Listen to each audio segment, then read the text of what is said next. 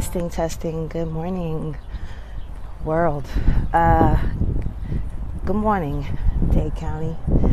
So I'm trying something out new today. Let's see, this is the adventures of a Miami kid living in Switzerland. My name is Madafi. I'm an educator, playwright, singer. Oh, you got to work if you wanna be with me. And documentary filmmaker. I was born and raised in Miami, Florida, the Sunshine State. Now I live here, in Switzerland. As the days and years go by, I'll get the occasional, mais pourquoi t'es ici en Suisse? Or the, comment ça se fait que t'es ici? Or my favorite, mais comment t'es arrivé en Suisse? People ask for many different reasons. I think one reason is because I'm black and American. Look at this. And two, my family's from Haiti. I've been coming to Switzerland every summer since 1986. My mother's sister lives here. As a matter of fact, she's been living here for 50 years. Now, even those celebrities such as Wyclef Jean, Garcelle Beauvais, Jean-Michel Basquiat, Raoul Peck, Jason Derulo, and Naomi Osaka, all Haitian or of Haitian descent, are celebrated throughout the world, there is still a stigma, a negative energy, projected towards Haiti and her people. Some people only see Haiti as a small, poor island inhabited by dark-skinned black people who are illiterate, without ambition or organization. But they're wrong. Haitians and the spirit of the first Black Republic have traveled far and wide. From the Republic of Congo to Finland, they've even settled in Switzerland.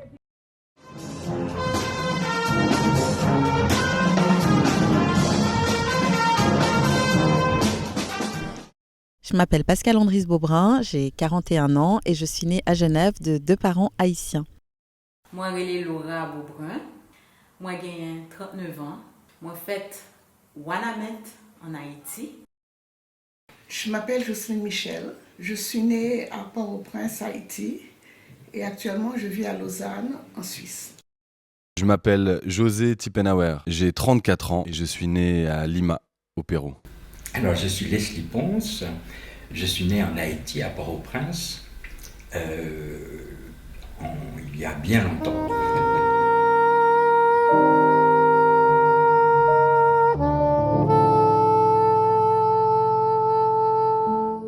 Alors, il faudrait que je dise d'abord pourquoi je suis venue en Europe. Parce que c'était un peu normal, en fait, de faire nos études. Je dis nos études parce que ma sœur aussi est venue en Europe. Mais il n'était pas question au départ de venir en Suisse. C'était plutôt la France ou autre. Et j'étais de passage à New York, de ma famille, avec ma mère. Et un jour, avec des amis, on s'est retrouvés en train de regarder une carte du monde. Et un de mes amis m'a dit, tu vas aller où faire tes études? Et comme la carte était ouverte, j'ai fermé les yeux et j'ai piqué quelque part comme ça. J'ai dit, je vais là. Et quand j'ai ouvert les yeux, c'était ici. C'était la Suisse, en fait. C'était la Suisse, voilà. Et c'est comme ça que j'ai pris des renseignements. Je suis allée au consulat suisse à New York pour venir ici étudier normalement. Au départ, c'était à Genève. Et puis, comme il n'y avait plus de place à Genève, je suis venue à Lausanne, que j'ai pu quitter. Je ne crois pas qu'on décide comme ça, quand on arrive, je dis, oh, je pourrais dire de décider, je viens, j'arrive et je reste. Je crois aucune migrante, ça ne se décide comme ça. Je pense qu'avec le temps, moi je suis arrivée pour étudier avec l'idée de repartir chez moi. Mais, comment dire, chez moi où Haïti, avec la dictature, avec ce qui s'était passé, c'était plus possible de retourner dans le pays. J'aimais pas beaucoup les États-Unis. Avec le temps, une fois terminé mes études, avec le temps, j'ai décidé que je ne pouvais plus être suspendue à un film. Je devais prendre racine quelque part. Et non seulement j'ai décidé que j'allais rester, mais je me suis naturalisée. Parce que j'avais besoin de prendre racine et aussi de pouvoir partager, de pouvoir vivre, de pouvoir voter, ce que j'avais jamais fait en Haïti. Pour moi, c'était important de participer à la vie, en fait, du pays dans lequel je vis. Quand on vient d'ailleurs, il y a un sentiment de flotter, de n'avoir rien auquel s'accrocher. On s'accroche à rien du tout parce que on vient d'ailleurs, on ne connaît personne. Pour moi, planter mes racines, c'était pas comme en Haïti où sont mes racines, où je trouve mon arbre, mes racines, mais d'avoir quand même quelque chose où je pouvais m'appuyer dessus, ne pas avoir l'impression d'être de nulle part. Pour moi, c'était ça, de ne pas être de nulle part, d'être de quelque part. Et prendre mes racines ici, c'était être d'ici. Et puis aussi, pour moi, c'était ce qui était le plus important, aussi, d'une manière de prendre racine, c'était aussi de recréer mon environnement social, familial, mais élargi comme chez nous.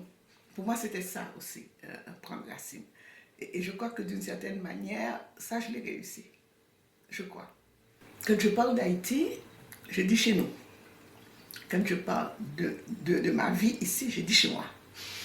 En Haïti, c'était une vie, comment dire, c'était la famille élargie.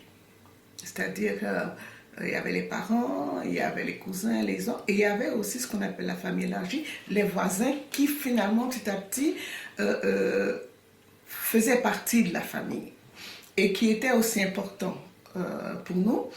Et chez nous, on n'avait pas le droit d'appeler les adultes par leur prénom. C'était ou monsieur ou madame, ou bien alors, si c'était des adultes, des voisins qui étaient devenus très très proches, on les appelait tati ou bien tonton. Mais on n'appelait pas les gens, les adultes par leur prénom. Pour nous, en fait, le milieu dans lequel je vivais en Haïti, c'était surtout à l'époque l'école. Le collège, ma mère nous disait, on ne vous demande rien, on vous demande juste d'aller à l'école, c'est tout. Le reste, on s'occupe du reste.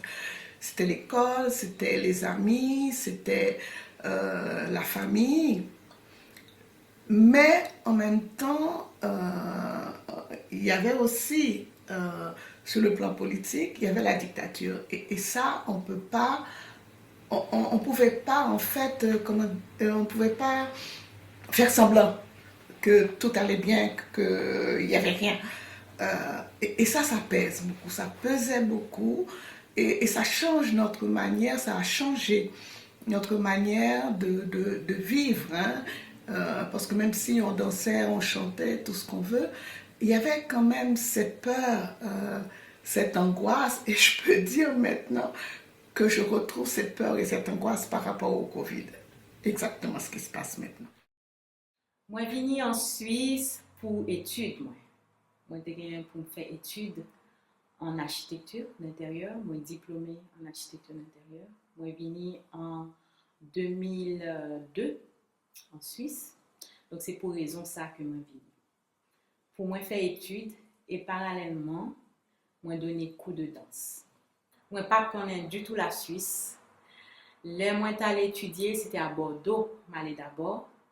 Vu que je devais étudier architecture, Et vu que mon tante moi qui habitait à Bordeaux, c'est à Bordeaux m'aller d'abord. Et il faut me passer par plusieurs filières, c'est-à-dire que étudier histoire de l'art d'abord, il faut me gagner des points qui te permettent moi qu'à étudier architecture. Et de là étant, vraiment, Ted, qui puis grand passé d'une année, lui-même, il était allé en Suisse. Et même pas connaître que petit pays ça a existé. Celle-là, elle me connaît, c'est Yodel, comme maintenant on connaît le télé comme ça. Et puis, il dit comme ça que gon l'école qui fait architecture d'intérieur. Je dis waouh, si on comprend intérieur bien, on comprend extérieur. Donc du coup, moi décidé aller en Suisse parce que vraiment j'en ai l'école pour moi. C'est comme ça m'a atterri en Suisse, moi quitté Bordeaux, me fait une année histoire de l'art et puis c'est comme ça me vient tomber en Suisse. Avant, bien sûr, me grandi en Haïti, me lever, me grandi en Haïti.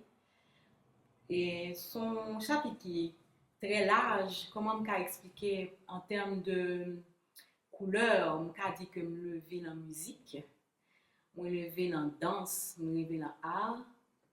Comme dit que arrière-grand-père c'était un artiste que en plus on connaît comme Langue Chat, c'est Théodore Beaubrun, qui était aussi un danseur, pas seulement un acteur. Les directeurs et national de théâtre et lui-même c'est lui-même d'après lui-même il légué un paquet de bagailles l'enfant nous c'est comme ça même moi levé la musique et parents te mettais dans danse l'aime de 3 ans donc faut me dire que me lever dans musique me lever dans danse me lever dans faire dessin aussi donc on peut dire que me lever dans le monde artistique et moi grandi avec un Haïti qui a pile couleur, faut me dire que parents tout te mené dans la campagne, il te mené à regarder ça qui a passé à la campagne au niveau culturel, le mené dans vaudou, à regarder ça qui fait dans la culture nous. Et me ka dit grandi comme ça, me grandi dans remet culture moi grandi dans remet samia. Moi grandi autour avec un Haïti qui était très complexe pour moi tout parce que le niveau et identité en tant que personne pour m'expliquer bien c'est que me lever dans l'église catholique et parents m'a fait musique traditionnelle et faut me dire que parents c'est le bon groupe qui est les Bookman Experience qui est un premier groupe qui embrassait culture et qui revendiquait retour à la source.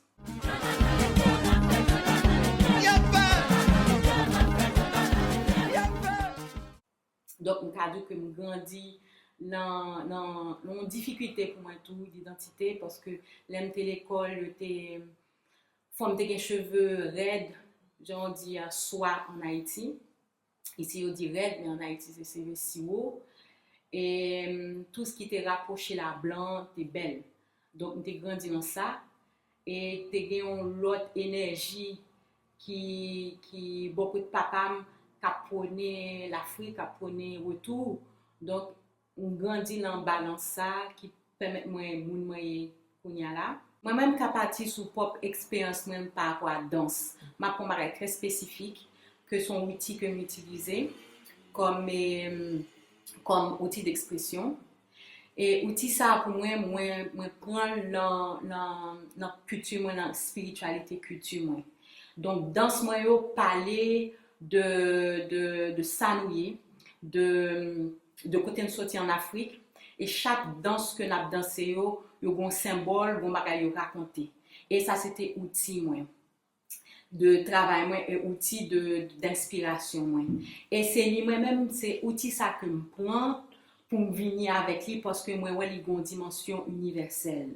Par exemple, les nap danser et Yon Valou qui c'est une danse et qui parlait de Dambala, qui sont danse qui parlait de l'eau. Donc dans dit Dambala nous est couleuvre, nous et couleuvre dans toute culture, c'est toujours une couleur qui ça symboliser, elle symbolise intelligence. Gain de l'eau en toutes ces communications parce que d'anciens valeurs c'est communication que lié qui sont comme cadre de danse là tout mouvement c'est dans chakra ici là li commencer donc il y a un langage qui est universel et que même moi retrouver là-dedans. Donc, il y a deux niveaux. Au niveau identité culturelle en tant que Laura qui levait en Haïti, et puis l'autre niveau identité beaucoup plus large, beaucoup plus universel, côté que tout le monde peut joindre. Moi-même, moi, prends culture moi comme un pote qui a fait me rentrer dans la dimension universelle là, et c'est dans la dimension universelle là que nous rencontrons tout le monde. Et c'est même un outil que culture moi ban moins et que même moi prends et que moi découvrir tout parce que m'a découvrir plus m'a rentrer là-dedans, plus m'a découvrir ça là. Et c'est ça outil. Il est vraiment complexe pour parler de tête ou même mes questions en pile parce que Haïti c'est lui-même qui bam shape ça qui bam identité que n'a regardé kounya là. Moi ka dit Haïti, moi ka parler de Haïti de deux aspects qui ka fait ça mieux kounya là ou bien ça ka parler kounya là, c'est le contexte familial moi. Et puis contexte aussi qui en dehors de famille moi parce que y a des bagages moi prend dehors, y a des bagages moi garder, moi vivre en dehors de famille moi. Faut me dire que moi lever dans famille artiste qui ba nous yon ka dit ça on ouverture pas seulement à famille moi mais à tout haïtien ka dire comme ça qui ouvert porte qui t'a dépend et dépend culture haïtienne nan, dépend et société haïtienne nan. Donc ka dire que me grandi dans milieu ça, grandi dans musique et grandi dans danse. Et je suis un monde qui aime faire des dessins. Donc milieu artistique là c'est là ça moi grandi. Et femme doudou que l'aspect qui plus grand c'est que Haïti et les m'a vivre c'est manger là, c'est odeur là, c'est couleur là, c'est tête ensemble là, c'est chirer pit là tout, c'est mouvement, donc toute bagarre en mouvement. Donc moi grandi en Haïti côté que dans pile contradiction tout, côté que moi grandi m'ka juste quelques exemples, pas un pile d'exemples sinon m'a raconter tout ça passé pendant 39 ans que m'y là et qui vraiment marqué moi, ça marqué moi vraiment qui a fait à déconstruire un paquet de bagages là quand moi c'est que j'étais dans l'école congréganiste et catholique, la sagesse et qui t'est marqué en pile parce que t'es une façon d'être, une façon que nous t'a vivre qui était très différente de façon que la caille moi ça t'a montré la caille moi. Donc une façon pour nous tailler, une façon physiquement nous t'es supposé sembler, faut n'était pas plus que 3 tresses en tête nous. Parce qu'il y a des sorties dans le carnaval où il y a des qu'on soit africain, comme si africain c'est un bail négatif. Et nous avons étudié la Bible, nous avons étudié des bagailles. Pour moi, les maps, comme si on fait parallèle à ça que la caille moi, pour me dire que la caille moi, ça veut dire parents, fait musique, racine. Et la caille moi, tout tapé de musique africaine. Et t'es toute qualité livre et spirituel qui était là, tu gagné la Bible bien sûr qui était là, mais tu gagné tout et un potomite dans là et tu gagné livre Bouddha, tu gagné livre Krishna. Donc pas besoin d'aller très en profondeur, c'est dur pour me dire que nous grandissons on dichotomie comme ça côté que les mal l'école, nous t'ai gagné pile souffrance parce que pas accepter couleur peau moi, et pas accepter cheveux moi qui t'ai graine. Et parce que maman m'était quand même fait plusieurs tresses et puis la caille moi n'a parlé de l'autre bagaille et ça que fait me parler comme ça c'est que le mouvement extérieur et intérieur là de la caille moi vient faire un bagage qui naturel la caille moi parce que me penser que culture nous un bagage qui beaucoup plus profond d'un bagage qui est importé qui pas nous-mêmes. Donc ça me tient avec famille la caille moi c'est que eux pas jamais t'es imposé aucune religion c'est que yo te menem al wè bagay yo so pas dim ki ça pour me te quoi ça pour pas quoi mais yo qui te vivre bagay yo les bagay yo vivre et mais déconstruction a fait tout gen des rêves qui vini gen des bagay qui vini moi même moi ouais pas même et qui ça qui rapprocher de Samia et Samia me pense qu'il est au-delà de l'aura li au-delà de ça et me penser culture nous c'est là le menem c'est là la menem moi c'est là menem au-delà de ça nous ouais. En tant qu'animateur radio, ici à Lausanne, dans les bâtiments de la RTS, sous la chaîne Couleur 3, on présente une émission qui s'appelle Nayuno, qui est spécialisée sur le rap. Et ça, c'est plus ou moins la moitié de mon temps professionnel. Et le reste du temps, je suis professeur et j'enseigne principalement la géographie et l'histoire. Donc moi, je suis d'origine allemande, suisse et haïtienne. Ma mère, elle est allemande et suisse, pas suisse-allemande, allemande-suisse. Et mon père donc, était d'origine haïtienne, avec aussi d'ailleurs un peu de sang allemand, c'est pour ça qu'il s'appelle Tippenauer. En fait, ma famille, c'est une famille, comme on dit, parce qu'en Haïti, c'est très lié aussi aux catégorisations héritées depuis la période de l'esclavage. Donc, ma famille est plutôt une famille de mulâtres, qui a justement eu dans sa lignée du sang occidental. Et donc c'est pour ça qu'on s'appelle les Tippenauer. C'est un nom vraiment d'origine allemande de Hambourg. Et donc mon père s'appelait Karl Tippenauer. Maintenant il est décédé en 2014 à l'âge de juste avant ses 80 ans. Et donc il est né en 1934. Il a vraiment grandi en Haïti jusqu'à plus ou moins sa majorité. Les Tippenauer, c'est une assez grande famille, c'était beaucoup de frères et sœurs. Mon grand-père avait une industrie, une usine de fabrication de balles Spalding, des choses comme ça. Donc ils avaient plutôt accès à des moyens de production et ils ont eu accès aussi suffisamment de moyens pour envoyer les enfants faire des études en fait à l'étranger. Donc j'ai une partie de mes oncles qui sont allés étudier aux États-Unis et puis d'autres en Europe. Et c'est le cas de mon père, il est venu faire une partie de ses études à Paris. Ensuite à Genève, et puis c'est à Genève qu'il a rencontré ma mère, qui elle était issue plutôt d'une famille ouvrière genevoise, donc c'est assez marrant parce que quand on regarde, c'est beaucoup de contrastes. La Suisse c'est un pays riche, Haïti c'est un pays dit pauvre si on considère le côté économique, mais mon père est plutôt quelqu'un d'une classe sociale aisée en Haïti, alors que ma mère est plutôt issue d'une classe modeste en Suisse, donc ça fait déjà beaucoup de contrastes comme ça. Et puis ils sont tombés amoureux. Mon père ensuite a obtenu un métier dans les organisations internationales, donc son métier jusqu'à la fin de sa vie après c'était avant sa retraite, mais c'était le programme alimentaire mondial, donc rattaché à l'ONU. Et ma mère, elle était plutôt dans les beaux-arts, c'est une artiste, elle a toujours aimé peindre, elle a toujours aimé dessiner, donc elle a fait les beaux-arts ici à Genève. Et puis elle a accepté de partir, le suivre en fait à travers le monde. Donc ils sont partis en Colombie. Là ils ont eu ma sœur. J'ai une grande sœur donc qui est née en Colombie. Ensuite il y a eu plusieurs pays, etc. Ensuite il y a eu le Pérou justement. Mon père faisait une mission pour le programme alimentaire mondial là-bas. Et c'est là que mon grand frère et moi nous sommes nés. Je suis maman, épouse, une amie fidèle et sincère, et puis je suis aussi créatrice de contenu, car j'ai créé un podcast qui s'appelle Autour de la table rose, dans lequel je reçois des femmes de diverses origines, d'âges différents, et on parle de tous les sujets. J'avais, je pense, environ 6 ans quand on est rentré en Haïti, 6-7 ans.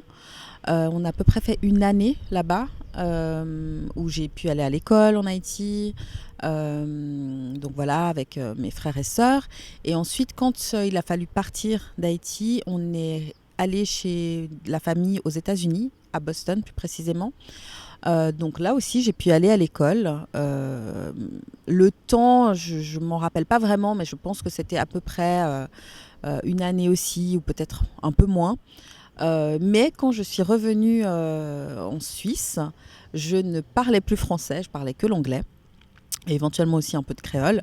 Donc voilà, donc ce qui fait qu'il a fallu que je réapprenne, et ce qui fait que j'ai dû aller dans une classe un peu en dessous, parce que justement j'avais plus les notions de base. Mais après j'ai très vite repris le français, parce que bon, quand on va à l'école, c'est très rapide. Je suis né en Haïti, à Port-au-Prince, il y a bien longtemps. Et j'ai vécu en Haïti jusqu'à l'âge de 14 ans. Donc j'ai quelques souvenirs, bien sûr, de Haïti. J'ai vécu en grande partie pour les premières années de ma vie à Léogane, où nous avions des affaires. Mes parents viennent de Haïti, sont tous les deux haïtiens, mélangés, peu ou prou, avec des origines variées, des origines françaises, espagnoles, africaines, enfin comme beaucoup d'Haïtiens. Ils sont nés en Haïti, ont vécu en Haïti, tous les deux ont travaillé en Haïti. Ce sont des Haïtiens, comme la plupart des Haïtiens. Voilà. Ils étaient industriels. Enfin, mon père avait des plantations de canne à sucre et ma mère s'occupait de commerces divers. Bon, la vie quotidienne d'un enfant de l'époque en Haïti, c'est-à-dire dès le moment où j'ai quelques souvenirs jusqu'à mon départ d'Haïti, ces premiers souvenirs remontent évidemment à Léogane. Par la suite, cette vie d'enfant en Haïti était une vie très très agréable comme enfant. Donc Léogane n'était pas à l'époque, je ne sais pas comment c'est maintenant, mais ce n'était pas une très grande ville. Et une partie de ma famille habitait aussi. J'ai commencé l'école en Haïti chez les frères de Léogane. Je crois que c'était des frères maristes, mais je ne suis pas tout à fait sûr, c'était des Hollandais pour la plupart. J'étais pas trop mauvais, j'étais bien apprécié par ces frères. Et nous sommes arrivés donc assez rapidement au terme de cette scolarité primaire en Haïti qui comportait 4 ou 5 degrés. Je ne me souviens plus très bien. À partir de ce moment-là, j'ai dû partir à Port-au-Prince et rejoindre le lycée qui s'appelait encore, je ne sais pas, Jean-Marie Guillou. Là aussi, c'était des frères. Et là, j'ai accompli, je crois, 2 années, les 2 années qui mènent au certificat d'études primaires. À l'époque, ça existait. Après ce certificat, toujours à Port-au-Prince, mais là, mes parents restaient à Léogane parce que ma mère y travaillait. Mon père est décédé très rapidement après ma naissance, donc ma mère m'a élevé seule. Et ensuite, je suis rentré au collège des Pères du Saint-Esprit, où j'ai parcouru les 2 ans, je crois, la 6e, la 5e, 2 années, je crois, là-bas. Et c'est à ce moment-là que ma mère a décidé, mais c'était un projet déjà très ancien, parce que je savais, même enfant, que j'allais finir par étudier en Europe, n'est-ce pas? C'était une histoire assez claire dans ma famille, parce que c'est une vieille tradition, étant donné que mon arrière-grand-père, qui a eu aussi beaucoup d'enfants, 7 ou 8, je crois, a envoyé tous ses enfants étudier à Paris. Donc un est devenu médecin, l'autre un ambassadeur, un autre ingénieur, enfin bref, tous ces gens-là sont partis à Paris. Donc ma mère, pour elle, c'était évident que après, dès l'âge de 12 ans, en fait, je devais partir à Paris. Alors ça va vous intéresser parce que c'est un peu une curiosité que je me trouve en Suisse, parce que normalement, j'aurais dû finir à Paris. Ce qui s'est passé, c'est qu'en 1956, il y a eu l'affaire de Suez. Une tension mondiale extrêmement importante. Le canal de Suez pouvait considérer une menace, c'est un objet important du point de vue stratégique et politique. Et là, il était question éventuellement d'une 3e guerre mondiale. Et en tout cas, c'est comme ça que ça m'est resté en mémoire. Je n'ai pas relu depuis, mais je crois que c'était pas faux, qu'il y avait une menace. Un peu comme l'histoire de la baie des cochons, si vous voulez, peu après, les années de la guerre froide. Et à ce moment-là, mon voyage qui était prévu alors que j'avais 12 ans a été différé, bien sûr. Nous sommes en 56. Et par les relations que mes parents, principalement ma mère, avaient, une de ces relations était, je crois, un des consulats suisses de l'époque qu'on fréquentait, je ne sais pas pour quel motif, c'était des amis. Et ce consul cet homme a dit à ma mère, mais enfin Paris, imaginez-vous, s'il arrive une déflagration mondiale, comment vous allez faire, cet enfant, etc. Tout seul, parce que je suis censé partir à l'internat, donc au pensionnat, tout seul, comment je vais le récupérer, etc. Et puis ma mère dit bah oui c'est comme ça, ma foi on attendra. Et puis quelques temps après ce monsieur revient, lui dit j'ai trouvé une solution pour vous, un pensionnat identique à Genève. Et il lui dit ben voilà, et elle fournit à ma mère les documents, enfin, les résultats. Des résultats scolaires des élèves qui ont passé le baccalauréat, le pourcentage de réussite, enfin bref, il a vendu en quelque sorte cet institut à ma mère, et bien voilà pourquoi je me suis retrouvé à Genève. Donc à partir du moment où ma mère décide que je vais en Suisse, n'est-ce pas, elle s'est organisée naturellement pour me donner des informations le plus étendues sur ce pays. Vous êtes peut-être trop jeune pour connaître ce type d'appareil parce que maintenant on a des iPhones, etc. À l'époque, nous avions quelque chose qui s'appelait le Viewmaster. C'était une sorte de petit appareil sur lequel on mettait des diapositives qui étaient sur une rondelle, c'était des petites diapositives, et ce Viewmaster avait la capacité non seulement d'agrandir ces photos, mais de les mettre en 3D. On avait une perspective. Et la première chose que j'ai reçue après avoir appris que j'allais arriver en Suisse, c'est même plusieurs, 4 ou 5 rondelles enfin, de diapositives qui représentaient la Suisse. C'était plutôt une aventure joyeuse. Il n'y avait rien de triste là-dedans, il n'y avait rien de deuil, de séparation, il n'y avait aucun drame dans le fait que je dois partir. C'était quelque chose qui se présentait à moi comme extrêmement naturel.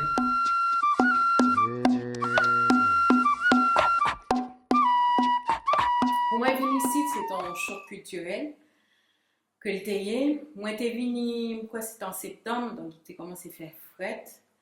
Et c'est elle qui t'a accueilli. Moi, j'étais habité d'abord à Genève, mais l'école, moi, était Lausanne. L'école, moi, elle est à Tenaou, à Lausanne. Et ça, même moi, ouais, c'était distance, mounio, dans pile froideur. Et si je compare à Haïti, c'est que nous tous dit bonjour, bon ouverture nous dit bonjour, les montons de bus nous dit bonjour. Je change de anecdote côté que pour une fois je monte en bus, nous dit bonjour. Personne ne pas répondre. Ça t'est un peu interloqué, vous comprenez? Et moi ouais, toute bagaille était cher en pile. Mabdou ça qui vient même vraiment naturellement là, ça me songeait. C'est que c'est en pile distance. C'était difficile pour me rapprocher moi en Suisse. Malgré que j'étais dans l'école, même l'école, j'étais pris 2 ans avant de mes amis suisses. Donc c'est juste pour me dire que j'étais senti une sorte de méfiance. Il y a une pile méfiance avant de rentrer en dedans, avant que rentrer dans la vie ou même quitter rentrer dans la vie.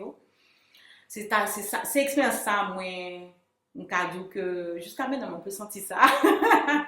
Côté que moi c'est culturel qui comme ça et mais même ça moi vini de Haïti c'est vini me changer me vini avec un pile chaleur pas dire que me pas chaleur ça encore mais moi vini adapter ma culture non même changer que me un pile ouverture vini à pile soleil moi vini à danse moi vini à tout outil que me donner Haïti et puis moi que tout outil me pas adapter même genre donc me était supposé comprendre comment culture ça marche d'abord, on va me retourner dans ça mieux tout bon. Je pense que c'est comme ça. Je pense que je vais rentrer dans le moule.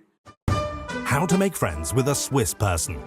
Congratulations! You've successfully moved to Switzerland. Still, after you spend your first 5 to 10 years in Switzerland doing business all alone and sad, it's time to make some friends.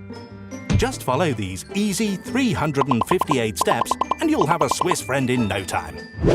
This is a normal heart and this is a Swiss heart. Before you can enter a Swiss heart, you have to climb the wall of shyness, tear down the electric fence of pride and cross the river of skepticism. This guide will help you get there. You can compliment his or her money. Swiss people love that. Never make the first move. Ever. Swiss people are easily scared. Swiss people don't rush. They wait, and so should you. From first contact to full friendship, a Swiss person waits up to 30 years.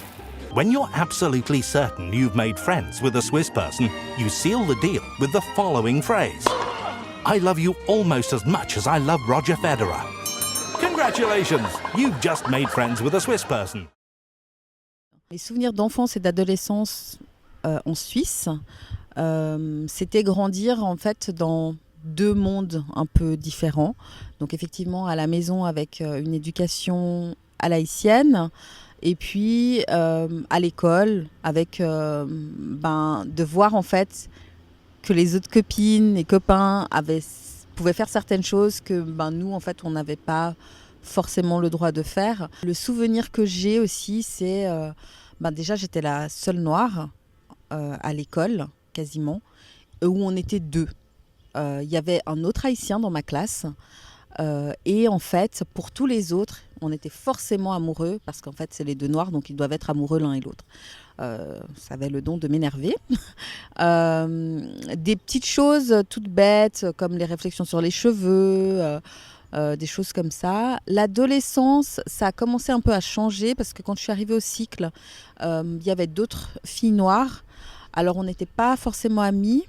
Mais voilà, je les voyais, donc tout à coup c'était un autre environnement, il y avait d'autres personnes noires comme moi, mais par exemple dans la famille on ne pouvait pas aller dormir chez les copines, c'est pas quelque chose qui se fait chez nous en Haïti déjà, et donc voilà, moi toutes les copines allaient dormir chez les unes chez les autres, nous c'était pas ça. Alors un peu pour pallier à ça, ma maman avait par exemple fait en sorte d'accepter que les filles viennent dormir à la maison. Mais moi, en fait, je ne pouvais pas aller dormir. J'ai pu faire ça vraiment peut-être quand j'avais 14-15 ans.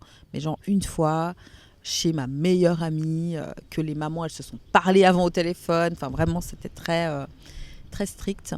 Souvenir des premières fêtes haïtiennes, j'en ai pas vraiment. C'est-à-dire que c'était tout le temps, en fait, à l'époque. Moi, je suis née dans les années 80.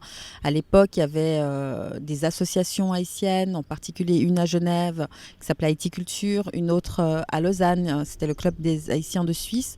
Et donc, il y avait, je pense, cette envie de se rencontrer pour les Haïtiens, d'être ensemble, de pouvoir parler créole, pouvoir parler politique aussi. Donc voilà, donc il y avait pas mal de fêtes. Moi, les souvenirs plutôt entendus que j'ai, c'est que je dansais dans les fêtes, que je chantais les chansons et tout ça. Donc c'est plutôt après, à l'adolescence, que je me souviens des fêtes haïtiennes parce qu'effectivement les parents nous emmenaient dans les fêtes, qu'on n'avait pas forcément envie d'y aller. Et puis après, justement, c'est devenu cool parce que on était des groupes d'amis entre nous. Il y a toujours eu, du fait des mariages mixtes, des personnes blanches qui étaient là aussi. Mais forcément, c'était toujours beaucoup plus d'Haïtiens. Et c'était souvent quelques femmes d'Haïtiens. Je dirais plus rarement des hommes aussi, mais voilà, il y en avait quelques-uns. Et puis après, quelques amis d'Haïti, on va dire, dans le cadre d'associations ou des choses comme ça, qui avaient eux-mêmes des associations pour Haïti et qui pouvaient des fois venir dans nos soirées. Mais vraiment, ça restait quand même très haïtien. Et puis nous, après, les jeunes, on a pu réussir à s'approprier ces fêtes aussi, parce que c'était l'époque où il y avait le hip-hop, le R&B, donc on avait le droit à 15-20 minutes. Le DJ nous mettait 15-20 minutes de hip-hop R&B quand on le harcelait. Et puis ensuite, on a même pu nous organiser. Il y a pu avoir une section de jeunes dans l'association. Puis on a pu nous organiser nos soirées. Donc ça, c'était vraiment, vraiment chouette. Moi, j'en garde de très bons souvenirs dans le sens où on faisait les fêtes des mères, fête du drapeau. Et ça reste des chouettes souvenirs de la communauté tous ensemble. Et puis c'est vrai que plus on a grandi, moins il y a eu ce genre de fêtes, les associations se sont dissoutes et c'est vrai qu'après ça manquait ici, le côté où on se rencontre entre Haïtiens, où on fait des activités ensemble. Par exemple, avant on allait au Fort de Joux chaque année, pour aller voir là où est décédé Toussaint Louverture. Donc voilà, c'était des moments très forts et puis tout à coup tout ça s'est un petit peu... et nous, peut-être la nouvelle génération n'a pas repris le flambeau, mais en même temps, j'ai l'impression qu'on ne nous l'a pas donné. La seule chose que je trouve, la seule ressemblance, c'est que la Suisse est un pays montagneux comme Haïti. On ne peut pas parler de climat parce que voilà, il fait froid, il fait très très froid. On ne peut pas parler des habitants, les gens, parce que chez nous, les gens sont extrêmement chaleureux. Et puis ici, les gens sont beaucoup plus repliés. Mais en même temps, j'ai eu de la chance, dès le départ, de rencontrer des gens qui avaient l'intelligence du cœur et qui m'ont pris entre leurs bras, qui m'ont dit, viens, on est là, tu peux toujours t'appuyer sur nous. Et j'ai toujours eu de la chance d'avoir ça. Ce qui fait que je ne peux pas parler, je ne peux pas dire que je suis arrivée, j'étais seule, bien sûr, mais dès le départ, je pouvais compter sur beaucoup de gens. Et ce sont encore des personnes, celles qui sont encore vivantes, que je vois. Je n'ai jamais été vraiment seule. Ben oui, j'ai ramené ma personne, j'ai ramené mon éducation. Et je remercie tous les jours ma mère qui nous a éduqués parce que l'éducation qu'on a reçue en Haïti nous a permis en fait d'affronter le monde ici. Oui, tout quoi, tout. L'éducation, l'instruction, tout. En fait, quand je suis arrivée ici, j'avais déjà tout. Je me suis perfectionnée. En arrivant ici, j'ai appris autre chose. Je me suis ouverte. J'étais pas comme ça quand je suis arrivée. J'étais beaucoup plus timide, plus renfermée. Et puis quand on connaît pas les gens, on fait quand même attention. Mais j'avais déjà tout ce qu'il fallait pour pouvoir vivre à l'extérieur. Parce qu'on a été préparés à ça. Mes parents nous ont toujours préparés à ça en nous disant, vous n'allez pas toute votre vie vivre en Haïti, vous serez à l'extérieur, il faut vous préparer à ça. Et ma mère, elle a été, c'est vrai que quand je parle encore de ma mère ici, et mes amis d'ici me disent très souvent que j'avais une mère d'avant-garde. J'en suis fière. On lui doit beaucoup, la famille lui doit beaucoup. J'ai toujours voulu travailler avec des enfants. Des enfants qui allaient bien. Alors j'ai d'abord fait la haute école d'études sociales. Et j'ai créé à l'hôpital de l'enfance une aire de jeu pour les enfants hospitalisés et ainsi que pour les frères et sœurs, parce qu'à l'époque, les frères et sœurs n'avaient pas le droit d'aller dans les chambres. Parallèlement à ça, j'ai continué mes études à l'université de Genève en psychologie et sciences de l'éducation. Et avec un médecin qui est devenu, maintenant qui est aussi à la retraite, un des grands patrons de la pédopsychiatrie vaudoise, on a créé ensemble, toujours dans le cadre de l'hôpital de l'enfance, un service ambulatoire de pédopsychiatrie pour les enfants. Au bout d'un certain nombre d'années, j'ai quitté l'hôpital de l'enfance et j'ai rencontré des personnes, des gens. Et avec ces personnes, on a mis en place, on a créé l'association Appartenance. L'association Appartenance est née au lendemain de la grève des femmes en 91. Voilà. On a mis en place cette association et j'y suis restée jusqu'au moment où je suis partie à la retraite. Donc moi je suis le fils cadet, ma sœur c'est la plus âgée, ensuite j'ai deux frères et moi je suis le plus jeune. Donc je suis celui qui, du point de vue historique, a eu le moins de liens avec Haïti parce qu'en fait mon père, quand on était petit, et même avant que je naisse, lui il avait un rapport très très fort, c'est-à-dire qu'il retournait chaque vacances, il amenait la famille à chaque fois. Donc par exemple mes deux grands frères et sœurs les plus âgés, ils ont beaucoup de liens, ils ont vraiment grandi avec toute notre famille là-bas, les cousins, etc. À chaque vacances, c'était beaucoup de réunions familiales. Et puis ensuite, la situation n'a jamais été optimale en Haïti d'un point de vue politique, stabilité, etc. Mais en grandissant, ça s'est empiré. En tout cas, moi, les périodes où j'ai été en capacité de me rappeler des choses, je me rappelle que c'était toujours très très compliqué, mais malgré tout, pendant un certain nombre d'années, encore dans les années 90 jusqu'au début des années 2000, eh bien, on voyageait, en tout cas une fois par année en Haïti. Donc moi, en grandissant, mon grand rapport avec Haïti, c'est purement géographique, ça veut dire c'est du voyage, c'est le fait d'aller là-bas, de rencontrer ma famille, de commencer à connaître cette culture. Je vais vous raconter une petite histoire qui va vous amuser. En Haïti, il existe un jeu, le jeu du cerf-volant. Peut-être que vous avez vu ça, vous avez vécu en Haïti un peu, pas trop. Alors, le cerf-volant, étant donné qu'on est au bord de la mer, il y a beaucoup de brises marines, il y a du vent, etc. Le cerf-volant, c'est un cerf-volant comme partout, mais avec la spécialité que nous ne l'achetions pas, nous le fabriquions nous-mêmes. Une espèce d'hexagone qu'on fabriquait en mettant de la toile, du papier de soie, avec une queue en tissu, etc. et attaché à un petit cordon, une petite ficelle, et on faisait voler le cerf-volant. Pourquoi je vous raconte ça? Parce que nous avions un jeu que nous développons à partir d'une place publique du marché en Haïti, à Léogane, et ce jeu s'appelait le cerf-volant pillaille. C'est un mot créole, peut-être que les Haïtiens le connaissent, n'est-ce pas? Ça signifie le cerf-volant qui peut aller n'importe où, au fond, qui est sauvage. Puis c'est un peu sauvage. L'idée était que le principe du jeu, c'était d'accrocher à la queue du cerf-volant, n'est-ce pas?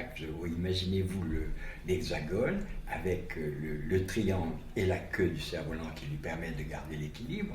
Et au bout de cette queue de tissu, on attachait une lame de rasoir.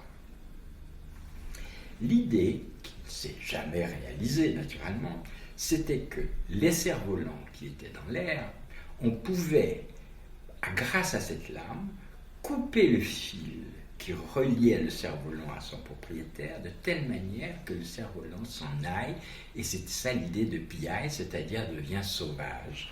Et le fantasme qui animait notre petit groupe, c'était que ce cerf-volant allait pouvoir aller à Miami, aller en Floride, traverserait la mer des Antilles. Donc, vous voyez, à cette époque, donc l'idée de partir, c'était pas du tout une idée compliquée, c'était pas une idée de misère, etc. C'était plutôt quelque chose autour de voir ailleurs, d'ouvrir les horizons, et cette histoire de cerf-volant témoigne assez bien de la mentalité qui nous habitait, en tout cas le groupe dans lequel j'étais, je ne sais pas si c'est pour tout le monde ainsi, mais le groupe que je fréquentais était dans cette idée, partir, aller voir les États-Unis, aller voir de l'autre côté, au-delà de l'île pour voir ce qu'il y avait.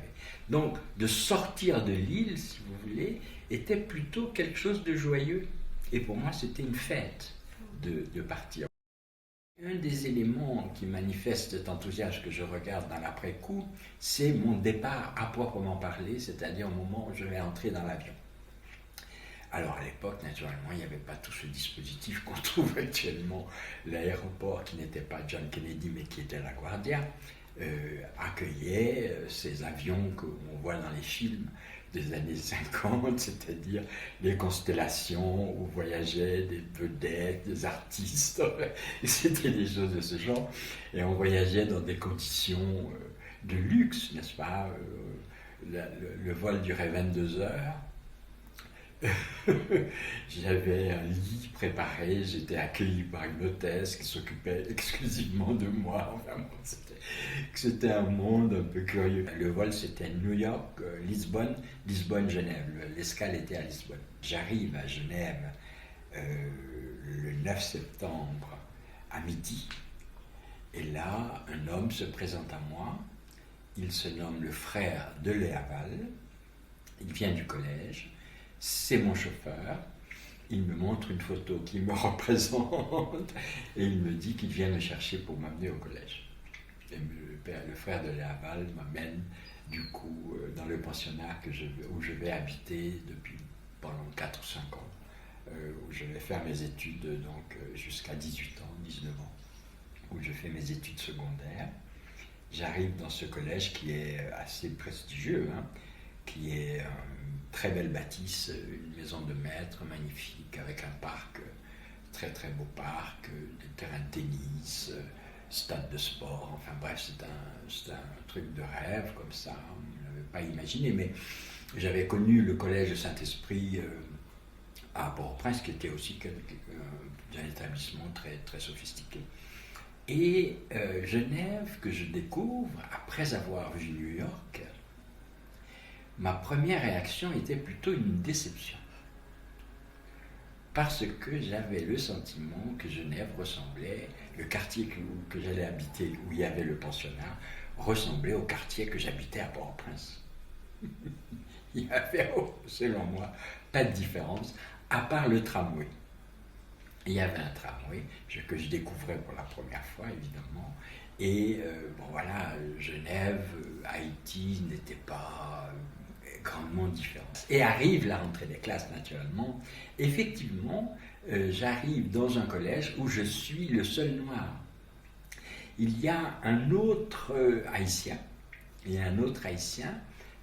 dont le père est un haut fonctionnaire du Bureau international du travail de l'époque, qui est, bon, je crois qu'il est canadien et haïtien, donc ils sont mixtes. Le Lescouflair, il s'appelle, était un métis parce que le père avait épousé une Canadienne. Lui, il était un peu métis. Donc, je pourrais dire que nous étions les deux colorés dans cette école. Écoutez, dans mon souvenir, je n'ai pas vécu de difficultés d'adaptation et de rencontre avec les autres.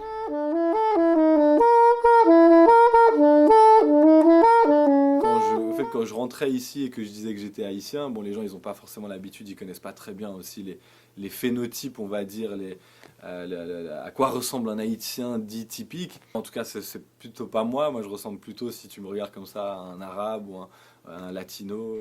Il y a des gens qui pas accepté dans la communauté haïtienne, ils disent non, pas haïtien, parce que clair, Pas accepté. pas prendre au sérieux, ou comment pas, it's like, Pour haïtien, you're not part of pas accepté, something, yeah. ouais.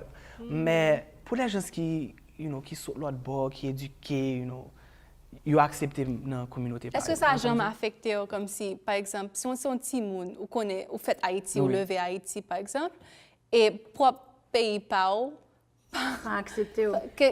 C'est exactement ça. Je ne dis pays pas accepter, je ne comprends pas mettre ça dans la tête. Je dis certains gens pas vraiment qu'à fin accepter que haïtien parce que je suis clair. Mais qui ça affecte?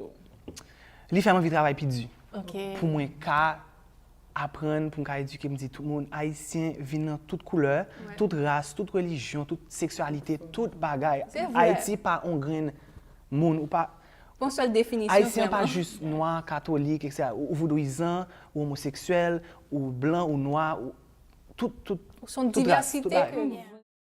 Il y avait toujours ce rapport un peu ambigu à ma propre identité parce que évidemment je sais que je suis haïtien, mon père est haïtien, on y allait tout le temps, on avait quand même un rapport fort là-bas. Quand on y allait, c'était quand même, on restait plusieurs semaines, voire un mois ou des choses comme ça. Mais en même temps, j'avais un rapport qui était incomplet, et notamment via un facteur qui est très important pour moi et que je me suis réapproprié plus tard, c'est la langue. Mais beaucoup d'Haïtiens que je connais ici en Suisse n'ont pas appris le créole, leurs parents leur ont pas transmis cette notion-là parce que il y avait presque un rapport, je sais pas, hein, j'en ai pas directement parlé, mais je déduis qu'il y a presque un rapport un peu de honte en disant « Ah, de toute façon, on va être mal perçu, donc il faut peut-être gommer cette partie de notre identité. » Je comprends que je suis pas d'ici, en plus j'ai un prénom qui va être plutôt même à consonance latine, hispanophone ou lusophone, donc espagnol ou portugais, donc on me dit « Ah mais t'es espagnol, t'es portugais, t'es arabe, t'es trucs. » Non, je suis haïtien. « Ah ouais, mais on dirait pas que t'es haïtien, mais tu parles créole ?» Non, je parle pas créole.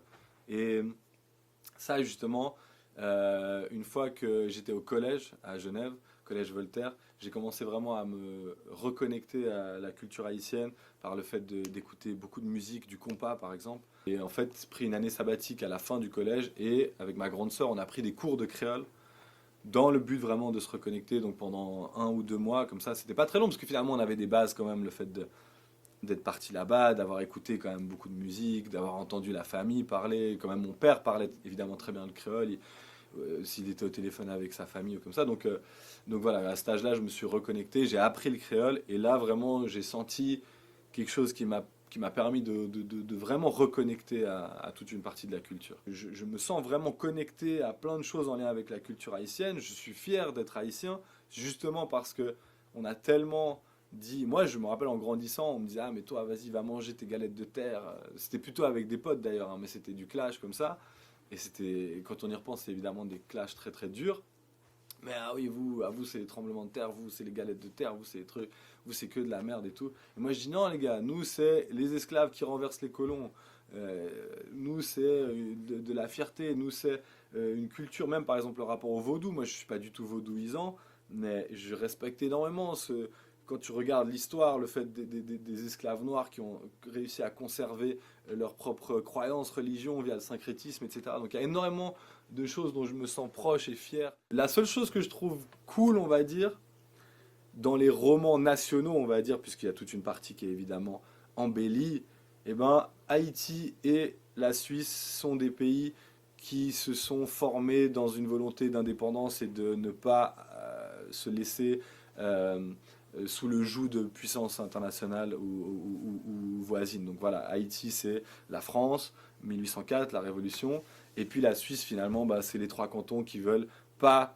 se faire absorber par l'empire des Habsbourg. Donc voilà, j'aime bien me dire, waouh, ok, c'est 2 nations qui ont eu soif de liberté à des moments. Mais voilà, quand je dis que c'est aussi romancé, c'est que il y a sûrement, notamment dans l'histoire de la Suisse, beaucoup d'intérêts aussi économiques, comme dans plein d'histoires des indépendances. Pour mes enfants, en tout cas, ce que j'ai envie de leur apporter déjà, c'est l'amour de leur pays d'origine. Parce que c'est vrai aussi que je ne dois pas me faire d'illusions. Eux vont toujours se sentir bien plus suisses que moi, parce que c'est déjà la 3e génération. Mais par contre, ça c'est vraiment quelque chose, l'amour de leur culture, l'intérêt, parce qu'en fait pour qu'il y ait de l'amour, il faut qu'il y ait de l'intérêt déjà.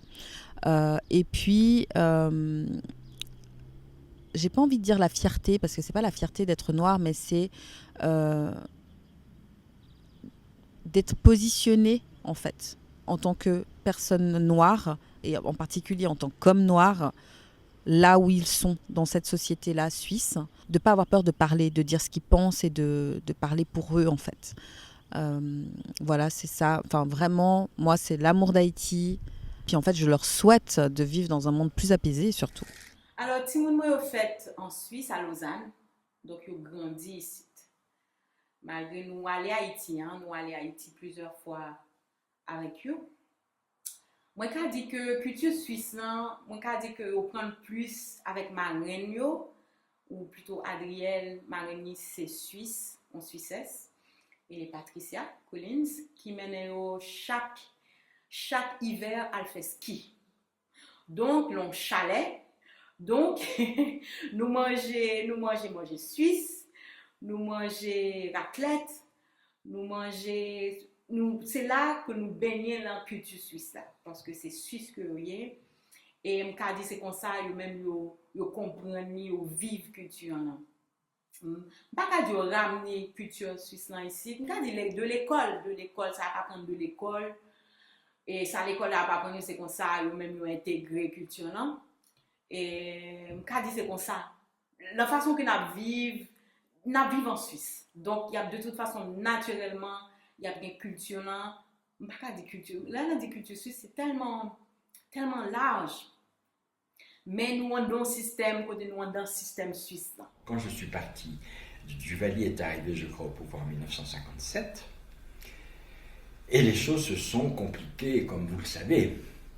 Et les Haïtiens partis pour des études n'avaient pas grandement la possibilité de rentrer. D'autant que il était question que Duvalier avait proféré une sorte d'aphorisme, qui n'était pas un aphorisme, c'était plutôt un avertissement.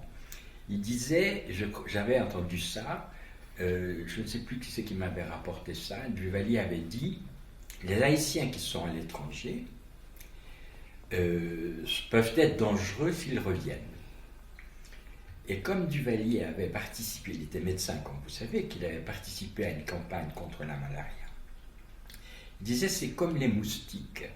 On sait que ce sont les anophèles qui amènent la malaria, donc la femelle du moustique, les anophèles qui amènent la malaria, mais comment distinguer quand ils volent une anophèle d'un moustique normal?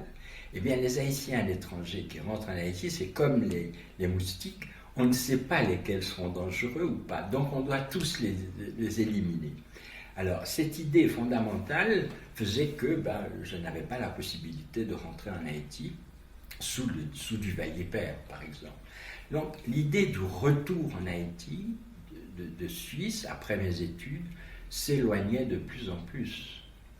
Et les choses se sont faites de telle manière que ce type d'éloignement lié à ce contexte sociopolitique faisait que ça ne me passait pas par l'esprit que j'allais retourner en Haïti. J'ai rencontré des Suisses, j'ai fait ma vie en Suisse, je me suis marié avec une Suissesse, il y a eu des enfants, j'ai adopté la nationalité suisse, enfin bref, les choses se sont passées, si vous voulez, de manière relativement banale, au fond, que je dirais naturelle, quoique ça n'existe pas, c'est bientôt culturel, mais en fait, ça s'est passé de façon classique, si vous voulez. J'étais dehors, je suis resté, et puis voilà. Alors, le premier Haïtien que j'ai rencontré, c'est bien après. Là, j'étais déjà à l'université. C'est un cousin par alliance. C'est le cousin de ma demi-sœur qui est arrivé aussi pour étudier en Suisse. Et là, il y a eu une autre jeune fille haïtienne qui est arrivée. Et alors, comme c'était des gens proches de ma famille, si vous voulez, nous nous sommes retrouvés. Lui, en revanche, Claude, était beaucoup plus branché Haïti parce qu'il est venu beaucoup plus tard, il avait 20 ans, lui, il a vécu beaucoup plus longtemps, il a connu des Haïtiens, il était très engagé dans l'esprit politique, il avait des représentations autour de qu'est-ce qu'il fallait faire, etc. Donc il était prêt à refaire le monde, et il était dans ce dispositif. Donc il a créé, ici en Suisse, une sorte de groupe qui s'appelait, je ne sais plus comment, mais qui signifiait les Haïtiens, enfin un groupe des Haïtiens de l'étranger ou je ne sais pas quoi. Et ces Haïtiens faisaient des réunions, se retrouvaient. Je me sens proche de cette créativité. Alors, là aussi, c'est quelque chose que je respecte et je me sens proche. Et vous voulez, bien que je ne parle pas créole, très bien actuellement, mais j'ai quand même pris acte au fur et à mesure de l'évolution de ma présence même ici en Suisse, des rares Haïtiens que j'ai rencontrés, les chansons que j'ai pu entendre, etc., de la capacité évolutive de cette langue. Et cette richesse métaphorique, c'est-à-dire la capacité que les Haïtiens ont à créer des images pour transmettre leurs pensées. Alors, de ça, je suis très proche. J'ai toujours été assez intéressé par l'art en général, la musique, bien sûr, mais la peinture, un peu moins la sculpture, mais la peinture en particulier. Donc, l'art haïtien me parlait énormément.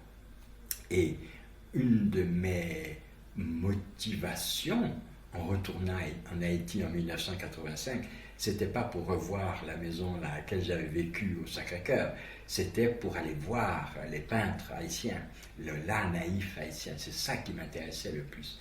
Alors, si vous voulez, comme je m'intéresse à la langue française, je dirais que je suis plus de langue, je ne suis pas français, mais je suis de langue française plus que je ne suis haïtien, si vous voulez. C'est la langue qui me paraît intéressante, c'est-à-dire les manifestations culturelles émanant de quelque part et principalement du langage. Et le langage de l'art est un des langages principaux pour moi. Et comme je considère qu'en Haïti, il y a une espèce de génie qui est là, ce génie a été malmené, détruit par le système sociopolitique, mais pas détruit, mais en tout cas malmené, mais il n'empêche que ce mouvement existe. Et de ce mouvement, je suis proche, vous comprenez? Je suis plus proche de cela que d'avoir l'identité haïtienne. Mes enfants, j'en ai 3, sont en quelque sorte, si vous voulez, alors que moi je suis plus branché créativité haïtienne, eux ils sont davantage du côté de l'identité haïtienne. Ils sont plus haïtiens que moi. En quelque sorte, n'est-ce pas? Ils sont beaucoup plus préoccupés. Donc, en raison de leur questionnement, j'ai été amené à leur raconter naturellement mon vécu en Haïti, ce que j'en pense, les introduire aussi dans l'art naïf haïtien, dans la musique haïtienne. Bon. Et en fait, si vous voulez, la question que eux ont est beaucoup plus aiguë que la mienne, dans la mesure où je sais d'où je viens, enfin mes origines, mes parents, etc. Tandis que eux, ils sont d'un père qui a quitté son origine. Donc la question des origines est beaucoup plus présente pour eux. Donc ils veulent savoir d'où ça vient. Et tous mes enfants sont allés en Haïti. Je leur raconte très très volontiers des souvenirs. Par exemple, lors d'une rencontre, un souvenir me vient par association et je le partage avec eux. Et ils m'interrogent là-dessus. Enfin bref, nous avons... c'est très, très détendu, si vous voulez, par rapport à ça. Il n'y a pas de misère, il n'y a pas de mélancolie, il n'y a pas de nostalgie, il n'y a pas de tout ça. Les choses que j'ai vécues de manière positive, je le leur dis. Les choses que je considère comme étant délétères, c'est-à-dire ce pauvre pays qui, malheureusement, a souffert de ce que, en fait, quelqu'un a... Vous savez bien, le New York Times en a fait état, n'est-ce pas, de ce qui se passe, comment la France a estorqué Haïti pendant des années et avec la complicité d'une banque française qui prêtait de l'argent pour payer la dette, soi-disant la dette de l'indépendance. Au fond, tout ça, j'étais au courant. Bon, je les ai amenés au fort de Joux. Et on est allé voir la cellule où est mort Toussaint Louverture de Froid avec son aide de camp. Je leur ai raconté l'histoire de Napoléon qui, soi-disant, voulait féliciter Toussaint Louverture de sa victoire et qui, en fait, l'a attrapé, l'a bouclé au fort de Joux, l'a assassiné.